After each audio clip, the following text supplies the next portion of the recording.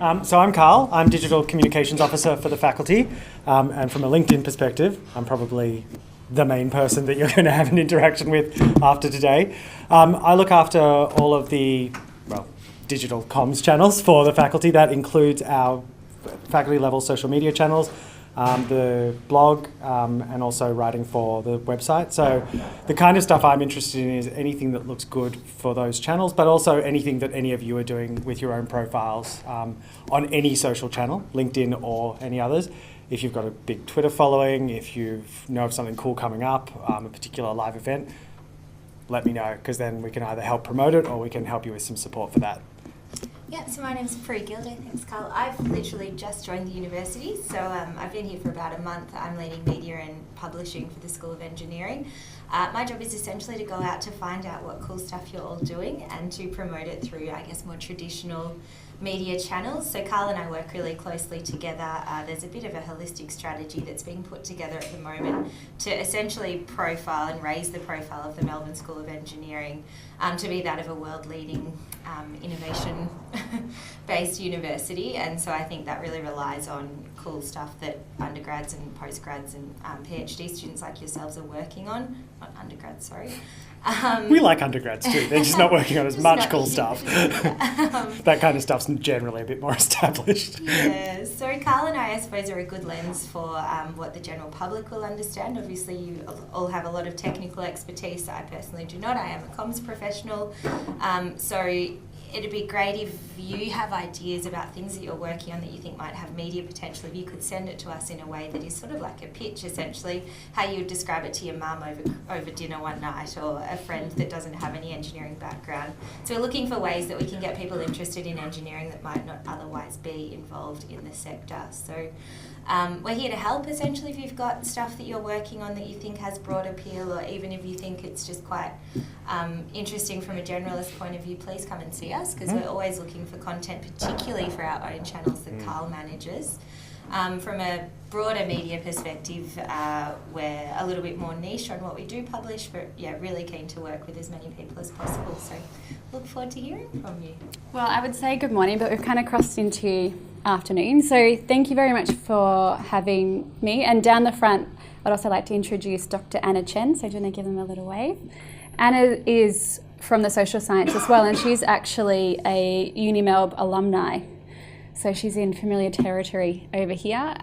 While she didn't work in the engineering space, she's got a wealth of knowledge around using social media, particularly LinkedIn, in terms of networking. So that's one of the things that I'd really like to focus on with you guys today. To give you a bit of an idea of why I can stand in front of you and talk to you about science and engineering and then social media as well, is I come from a science background.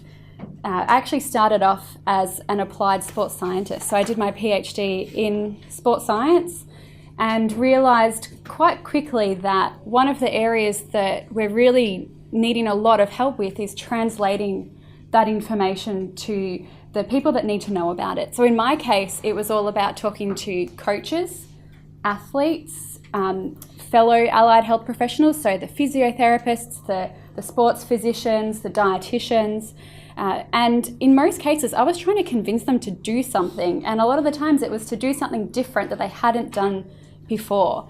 Now, if anybody's ever encountered an athlete, they don't like to do something different. So that's where I really started to develop my appreciation of, okay, it's not just how much I know, but it's how I get that information across. Fast forward quite a few years later, I was a glutton for punishment and did more postgrad and went into this fantastic world of science communication. So while I'm still really interested in sports science and nutrition, they're my two loves, I'm really interested in how we can use social media as a way to connect with the people out there that can really influence our research, but then how we can influence them as well. So in terms of getting things from just an idea or some findings that we publish in a journal article to actually implementing change in how we do things in society, whether that's in a hospital setting, a sports setting, a manufacturing setting. That's ultimately our goal. Nobody really goes into a PhD going, yes, I really want to write journal articles. It's I really want to discover things and I want to make things better or more interesting, or I know there's a better way of doing this. So that's what we really want to be able to do, is to harness that kind of passion.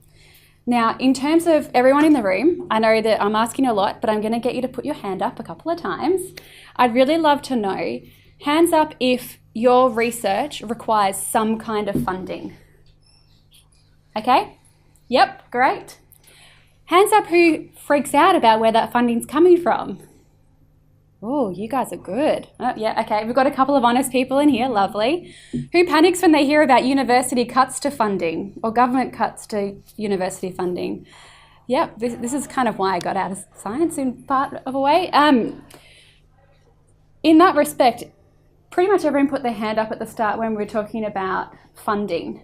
I want you to start to think about networking, and particularly using social media as a tool around that, is that you can use this to start to really get in front of key players in industry and government that could potentially be interested in funding some of the research that you're doing.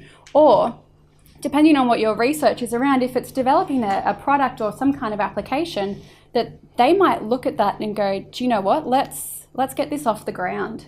So it's that at the end of your research, you're actually being able to translate what you've done through your research into something that's usable or becomes available on market as well. So those are some of the things I want you to think about in the back of your mind. I think we all get really caught up in networking being only for job hunting. And yes, networking is critical for that job hunting. Most people I know that have landed, those dream jobs or really hit the sweet spot in terms of the organisations they want to work in, it wasn't due to them answering an ad for a job application. It was through the contacts that they've developed, that network that they've developed. You're probably sitting in the room now though going, well, how on earth do I meet these people? Because it's not always so easy that at a conference dinner to go up and shake hands with the head of a major institute or a really large company or something like that. So this is where social media is really a unique tool that gives people from all different levels in their career that opportunity to connect.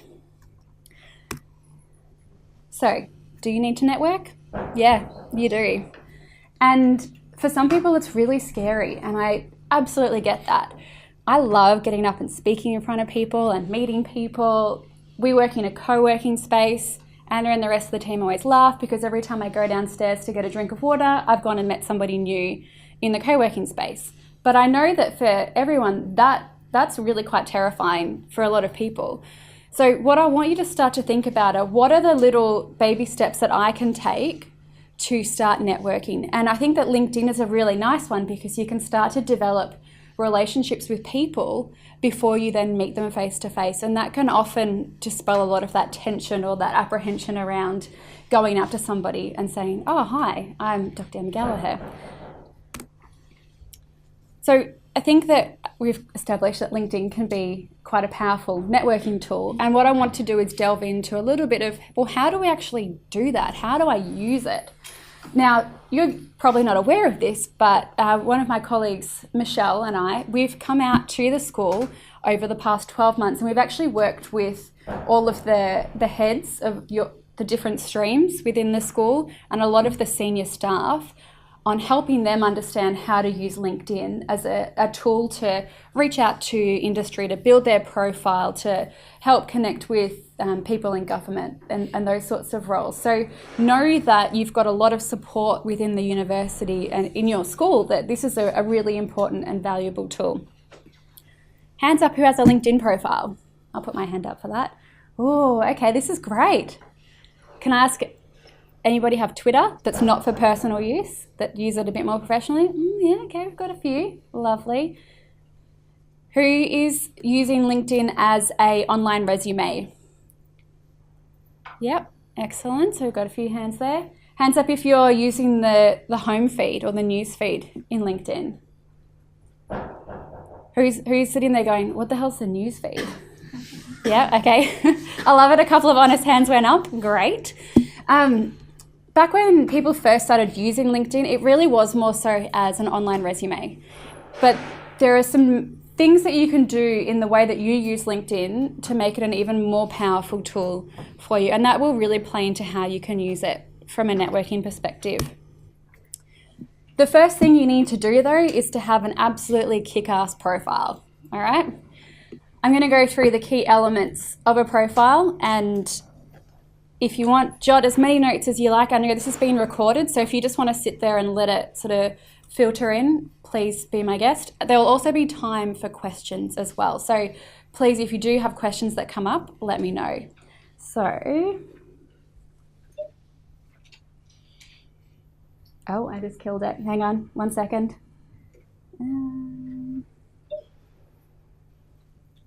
We got both? Okay. We've done a bit of a switch up there. Sorry, guys.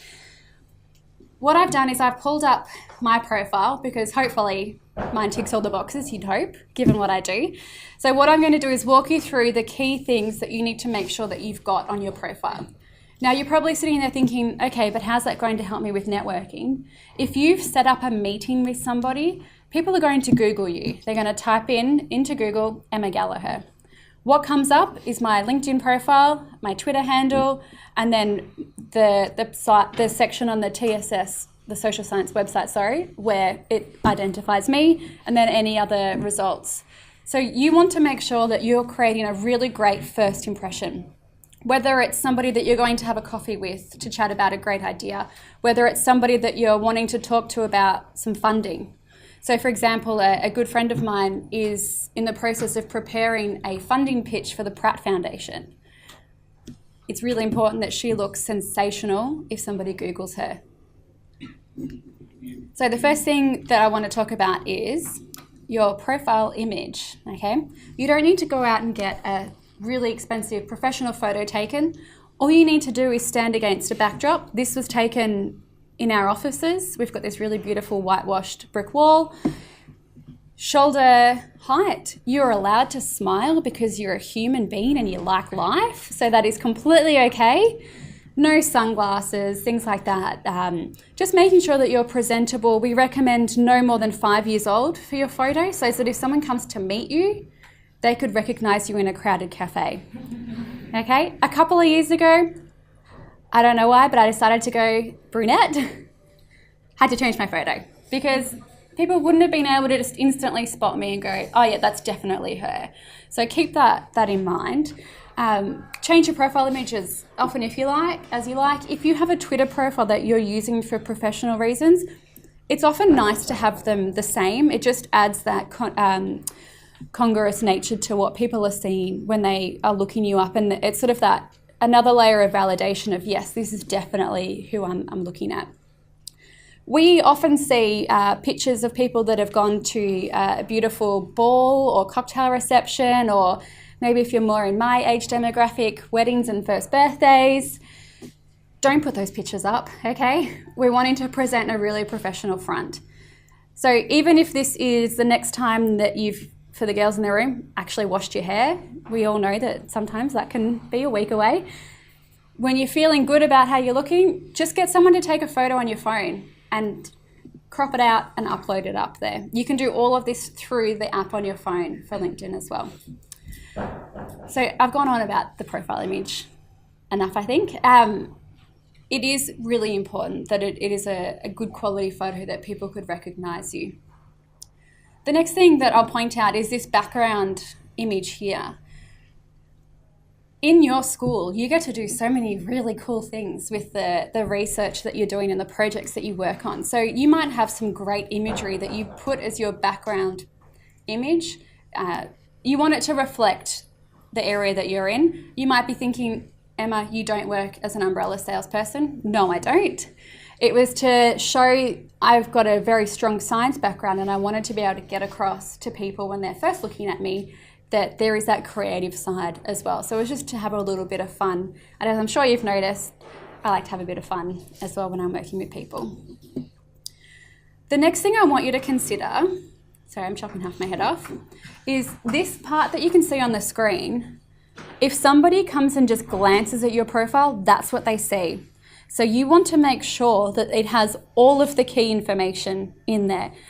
If you write an absolute novel for your summary, which is this part here, and the really great bits are at the end, people are probably not going to read it. No offense, I'm sure that it's a fantastic bit of writing that you will have completed, but we just find that people aren't going to read through all the way as well.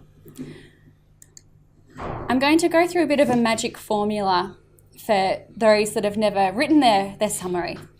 So we often find that people will have a fairly complete profile, but they don't actually have this bit in there. Some people call it the background, some people call it the summary.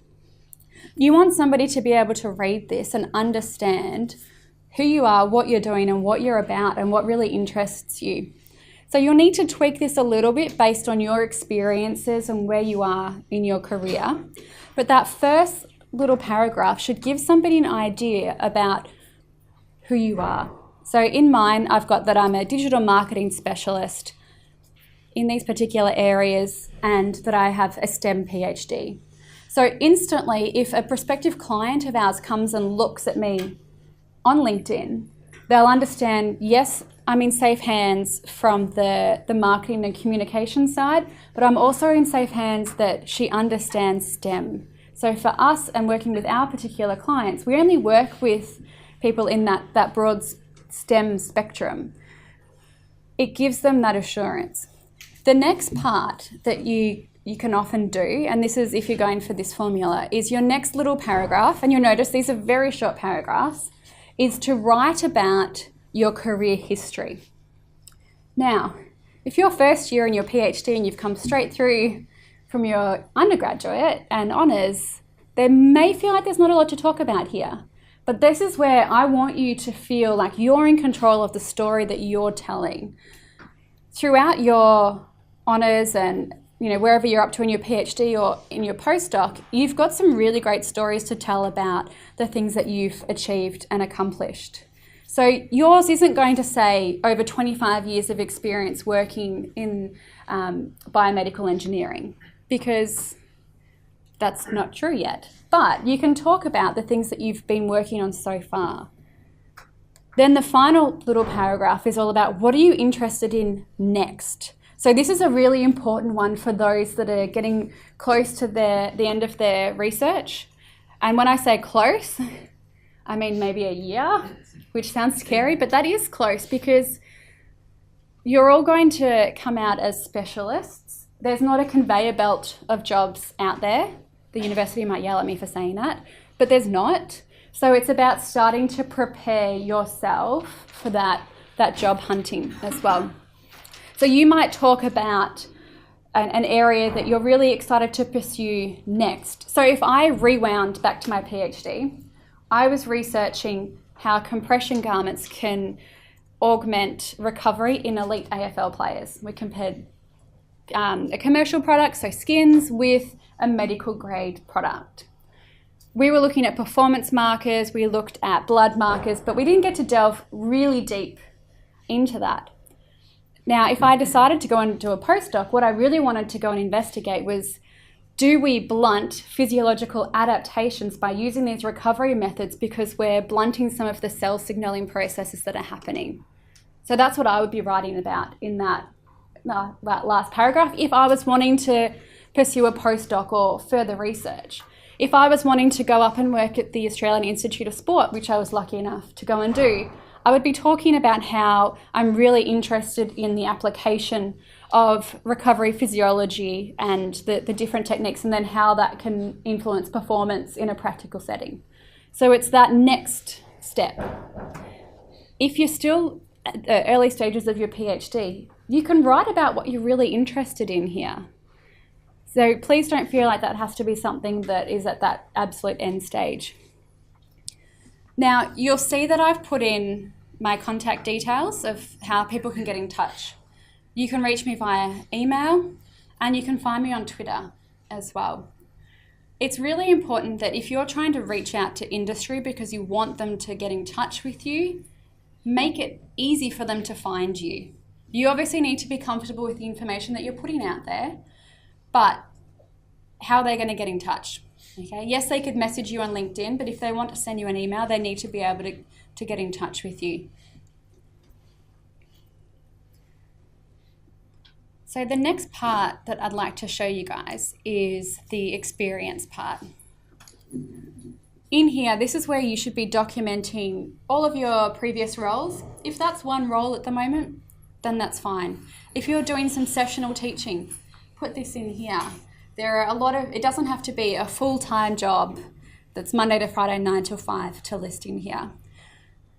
Hands up who's seen a position description for a job? Yeah, so most of us. They're normally a long list of dot points or just long-winded paragraphs describing the role. Now, that is not what I want you to be putting up here. What I want you to be thinking about is if you're going to brag about your job to your peers or to other people in the industry, you're not telling them about the admin work that you have to do, okay, or that you're proficient in Microsoft Word. That's really boring. Nobody really cares. Everyone knows there's some form of admin to do with your job. What they want to know is what are the really important things that you do? Was there a hero project that you worked on? Was there a particular collaboration that was really important? Okay. Now, if you're doing demonstrating, you can talk about how you have to manage a group of people. That's obviously an important one. So people management.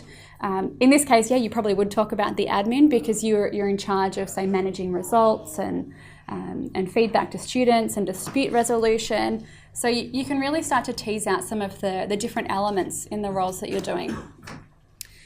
Now, what you'll see is these aren't super long, and as they go down in terms of timing, the descriptions become shorter and shorter, okay? So what we really want to know is a couple of sentences, 2 or 3, about the really fantastic parts of that job. So when I worked as a recovery consultant for the Bulldogs, yeah, I filled up the ice baths and I checked the temperature with a thermometer. I don't really want to be explaining that in here. I want to talk about the more complex things that I was doing with them. So keep scrolling. All right, next part, education. This is where you guys need to list your education, okay? I know that sounds quite self-explanatory, but when it comes to describing your PhD, you can put a bit more of a description in there. If your supervisors are going to be really pivotal in influencing your visibility in the industry, hey, leverage off their name, throw it in there, okay? Put as much or as little information as you like in there. If you get really bored and you want to learn about compression garments, you can go and read my thesis. Don't recommend it. They don't really work, just to spoil the ending. And I would recommend putting all of your education in there. So definitely put in if you're still studying at the moment as well. Any volunteer experience that you've had is really good to put in here. Now, I would recommend, I know this is a little bit off topic, but for you guys, if you're looking at your LinkedIn profile and going, all right, I've got my education and that's about it, because you're not going to really list your job at McDonald's that you did in undergrad, and you're feeling a little bit light on, go and do some volunteer work in your space, whether that's volunteering in something within the university, or you might volunteer your knowledge and skills to a community organisation or a charity. It's a really great way that you can flex your muscles through here. Similarly, I know that the word internship makes it sound like it's going to be a big time commitment. You might even be able to set up an internship that's 1 day a week for 6 months. Really, what have you got to lose? That's 26 days? But it'll mean that you've got stuff to write about on here. So once again, that's that stepping outside of the comfort zone. Trust me, it will come back tenfold in terms of how it's going to help you later on. This next section about skills and endorsements. So this is where you can list your top skills and people can come and say, yes, they know about it. For you guys, if you're ever endorsing somebody, only endorse them for that skill if you are happy to stand up in public and say, yes, Anna knows about science communication. I'm happy to say that in public. I've said it to you all. I would endorse her for that on LinkedIn. Okay, but if it was about equestrian skills and I didn't know that she was involved in horse riding, I don't know if she even is, I'm not going to endorse her for that because I don't know. I can't professionally say that I do. Now, another part that we've got are recommendations. So these are a really short little blurb about why you are fantastic to work with. Now, these have to be approved by you before they appear on your profile. I used to have one up here from somebody else. I took it down because they went a little bit rogue on social media and I felt that they were not a good reflection of me in a professional capacity anymore. You can put in here any certifications or certificates that you've got. I used to be a level 1 anthropometrist. So, you know, when they do the pinching fat test, I know that sounds really mean. I've let it lapse now, but that was an important accreditation for me working as an applied sports scientist. Any awards or honours that you've received. So if you have received an award for a presentation at a conference, throw it in there. Any publications and any organisations that you're involved in. The last part you'll see is all of the different people and organisations that I'm following. So under influencers, I'm following Richard Branson and Ariana Huffington. In terms of companies, you can see all of the different companies. What this means is if somebody comes and looks at who you're following, it just gives another bit of insight into you as a professional as well. I would be remiss if I didn't tell you guys that there's actually a showcase page for the University of Melbourne School of Engineering. Okay, so that comes up under the university's LinkedIn page. So if you guys want, that's a great place to follow and to keep up to date. So in an absolute nutshell, that is your profile. So in terms of some of your checklists, ta-da, making sure that you've got a great image.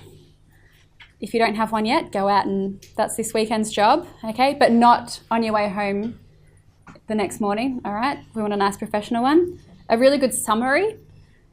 The summary, while it's short, can be really hard to write. So I'd recommend just start with a word vomit, get some dot points out there, write it up and ask somebody that you trust to have a little read of it.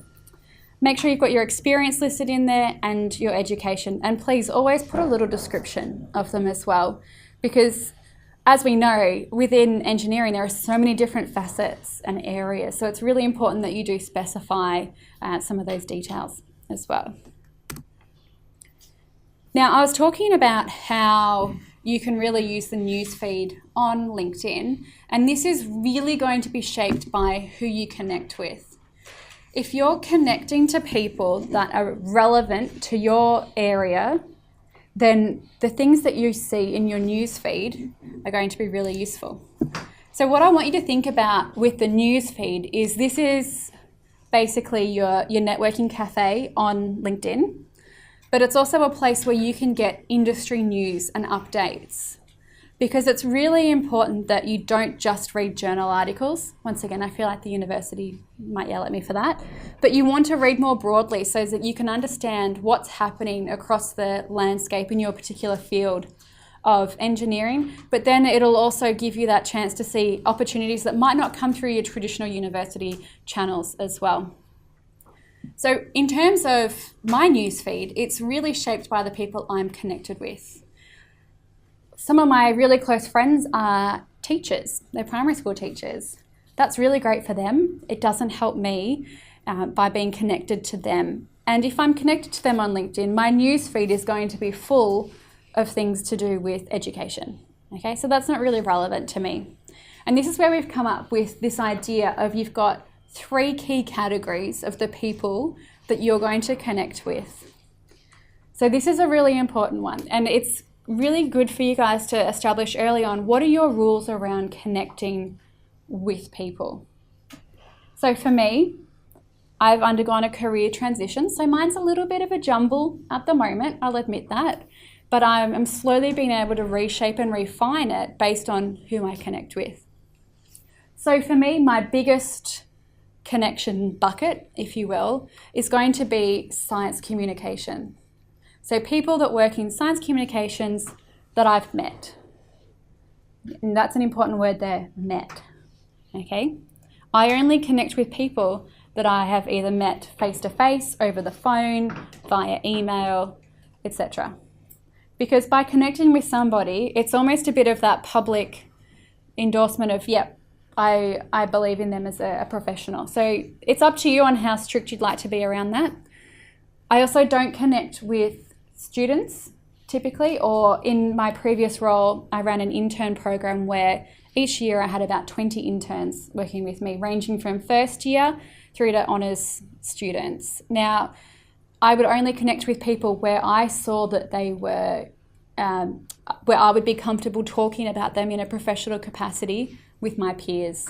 So that's an important one for some of you that are working as demonstrators in labs or tutorials or lecturing, or for those that are looking to pursue an academic career down the track and working in the university sector. So thinking about who you want to connect with.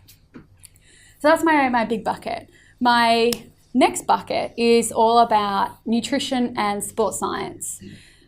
Those are my key areas that I really love. And then my final bucket is general marketing. Okay? You might only have one bucket. That's fine. You might have two. Fantastic. But you want to stay really on message with who you're going to be connecting with as well. What that does is it shapes what you'll see in the newsfeed. So Michael Avery, he used to work with us at the social science. He's in that marketing and communication space. So it makes sense for me to connect with him. And he's just he's just liked one of our company's posts. I promise I did not plant this so that it would come up first for a workshop that we're running. Skip past the sponsored stuff. I'm really interested in keeping an eye on Swiss wellness on here from the perspective of they like to talk a lot about research around nutrition and supplementation. So for me, I'm just quite curious about how they're phrasing a lot of this. And for me, it fits in because I work with some of the nutrition departments in different universities. So that fits in really quite nicely. Noah is a fellow colleague, so it makes sense to me to follow him. He's obviously going to fit into one of my buckets. We work together.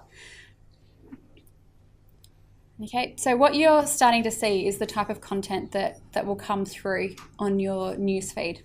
If you're following people that make no sense to you professionally, your newsfeed becomes quite irrelevant and not useful. So take the time. You can go and disconnect from people. They don't get a notification saying Emma Gallagher is no longer your friend on LinkedIn. Okay, they don't get that. So don't feel like you're going to offend people by going and disconnecting from them. So how do you connect with people? Okay, it's really tempting to just use that automated feature where it suggests a whole heap of people to connect with based on your email address. Please don't do that, okay? Hit the skip button or the cross in the corner. Don't do that. Because what you really want to be able to do is leverage off personal connection, okay? So while I'm saying, yes, go and connect on LinkedIn, network, you can't just connect with somebody out of the blue because they're going to look at you and go, I have no idea who this is. Why are they connecting with me? So the way that I recommend people do it is to follow a bit of a 24-hour rule. So if you've established a relationship with somebody over email, obviously not the first email you ever send, but once you've started that conversation with them and you feel comfortable, you can send them a request to connect. If I've met somebody, so yesterday Michelle and I met two really fantastic guys from an organisation called Hard Hat Digital. They run a TED Talk-like seminar. I was really excited to see that Tom, one of the guys we'd met, when I got back to my desk, he'd already sent me a request to connect. Okay, so really leveraging off that communication that we've established. The reason I say do it within 24 hours, one, you don't want to forget as well. You've all got lots and lots happening in your lives. And two, it just really helps to leverage off that connection that you've made and just keep that momentum going. I've got written up here to send a personal message. You have the option of simply hitting connect, or you can connect with a really short, brief little reminder of how you met. And I think that for you guys that are starting out in developing your broader networks, that's probably a good way. You know, maybe if it's your supervisor, you probably don't need to do that. They definitely know you. But it's just a bit of a courtesy, and it creates a better impression as well on the person that's receiving them. So now on to the fun part. I know I promised there will be time for questions. Is how do we actually network on LinkedIn? So the obvious part is, okay, we go and connect with people. But then what do you do? What if it's somebody that you can't just go and connect with? There are some different options around how you can do this. Just check if it's my next slide. Nope. Okay. So just come back to the start. The way that I recommend you start doing this is going and liking posts.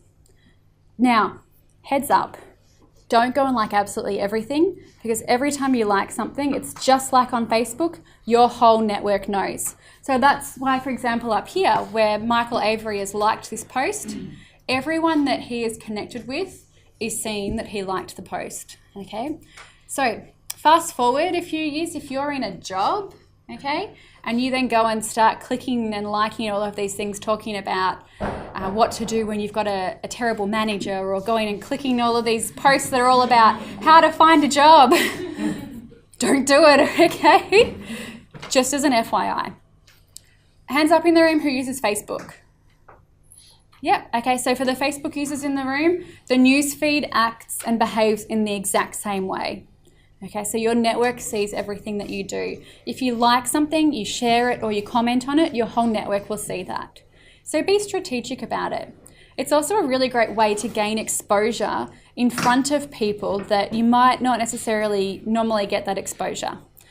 So this is where engaging in dialogue on somebody's post can be really influential, because if I then go and comment on something that Anna has posted, or I see a comment that Anna's made on somebody else's post, when I reply to that, her network sees it all, and then the person that originally posted it sees it all. So I might not be connected to that other person, but through Anna, it's a way of me gaining exposure to that person. And that could be really important for trying to land a new client for us, or it might be really important for you guys trying to develop relationships with somebody that might be interested in funding some of your research, or providing materials from an in-kind perspective, things like that. So the steps around that are, you want to like posts. Don't ever like or comment on something if you haven't read it in its entirety. Clickbait can make things quite dangerous. So really make sure that if you're going to go and click like on a post and it's referring to a link out to another piece of writing, you have read that and are happy to say, yes, I like that. We've seen it happen before where the headline will say one thing, but then the actual text within the body says something completely different. And people have gotten themselves into a bit of hot water around that. So just as a general rule. In terms of putting a comment up there, rather than just saying, hey, great article, thanks for sharing, I want you to be a bit more insightful, okay? So imagine it from the perspective of, you've just heard somebody speak at a conference and you've got that opportunity to have a brief conversation with them. You don't just stand there and go, hey, great presentation, good stuff. You would be thinking about an insightful comment that can show your knowledge or your opinion in that particular area. And it's okay to disagree with somebody as well, or to ask a question, particularly if it's around an area that you're quite heavily involved in. Why not ask a question around your experiences and seeing how that then relates to theirs? So that's where I really want you to think about using the comment section. In terms of being able to get noticed, you can go and follow some of the company pages in terms of industry that you think, yep, I really want to try to get in front of them. So let's just imagine you want to get the attention of the social science because you've decided science communication is where you're going. Sorry to all of your supervisors. So if you were strategically liking and commenting on posts from the social science on LinkedIn, I would see that. Michelle, our director, would see that. So it's a way of getting our attention. And we would start to see that you've got some really interesting ideas and comments around the things that we're posting. So data privacy and data protection is something that we're talking about a lot at the moment on our LinkedIn.